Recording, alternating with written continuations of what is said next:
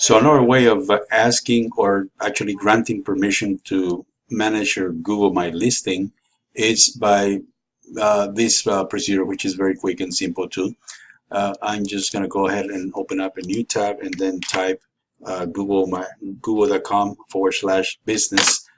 Press enter into that and then start on manage now. It's going to ask me to log in. So I'm just going to log in with my own Gmail account as if I am the person trying to invite someone. So I'm just going to go ahead and put my information here.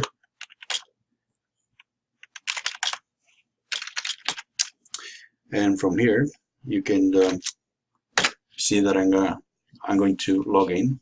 And this is the type of screen that you're supposed to see. And again, we have this column, and under this column, we're just going to click on users.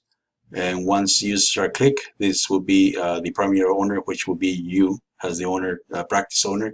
And just going to click on this little icon here, plus icon. And from here, I'm just going to type the email address. This is the one that I prefer to use.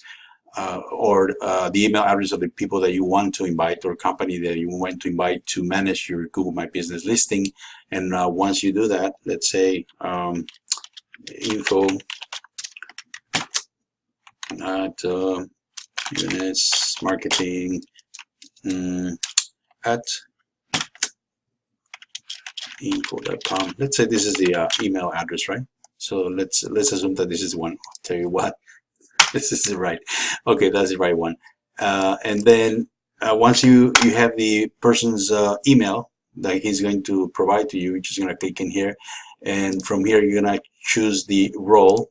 In this case, will be manager, will be the role. And then from here, you're going to click on invite. And that person, this email, is going to receive, this person through this email is going to receive the invitation, your invitation from there. He's going to accept that invitation and will be able to get into your listing, your Google My Business listing, so he can manage, he or she can manage the account for you. Okay, that's it for now. Thank you.